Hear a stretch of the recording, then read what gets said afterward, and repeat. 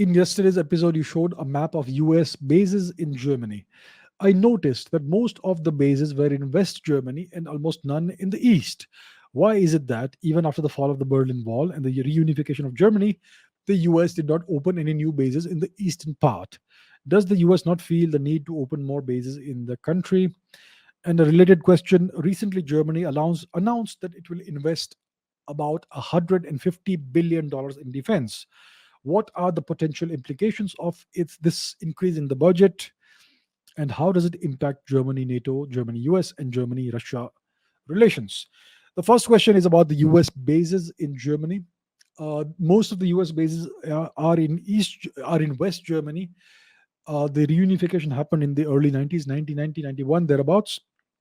And there was a long period of reintegration because the lifestyle, the living standards, the economy of Germany was terrible. It was way lower than the rest of Germany, and for the longest time, I think the people of West Germany had to pay an additional tax just to support the rebuilding of East Germany. I believe it may still be in place right now, if I'm not mistaken. So. So that's how it was. Now, all of the American military bases were in West Germany. I think that there was no real need or reason for the Americans to open bases in East Germany because the whole of the country was now under NATO control. So they had control anyway. And the purpose of these bases was to essentially target the USSR. The purpose of NATO was to encircle the USSR, to counterbalance the USSR. And now that the USSR was gone, Russia was in place. At that time, Russia was a very weak, broken economy. They broke the economy further using the proxy of Boris Yeltsin. So I think there was no real need for the Americans to put bases in East Germany. It's just a few hundred kilometers here and there. And the real purpose of the bases was to have planes and missiles in place that could target Russia on demand.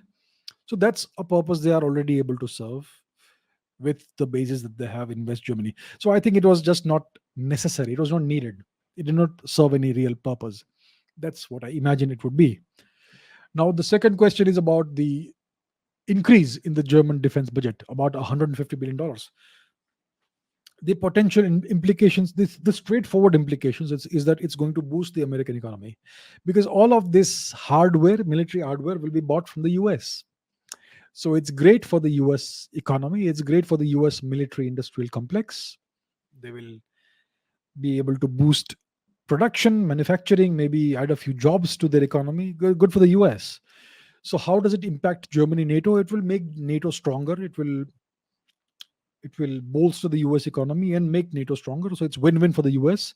It's good for Germany as well because Russia is now more assertive, more proactive. So that's how it is. And how will it affect Germany-Russia relations? The relations will remain more or less the same. The relations aren't terribly bad. I mean, the Germans are buying large quantities of Russian gas. The whole of Europe is doing that. That will continue. Of course, with the new hardware, the Germans don't really control their military. Germany is a country that's under US military occupation. Everything is under de facto control of the US. So it's going to give the US a little bit more hardware to play with in the NATO regions. And that may not be a very good thing for Russia in the long run. The Russians may also ramp up defense production and maybe increase if they can afford to, the size of their military strength. So essentially, it's a good thing for the US. That's what I can say.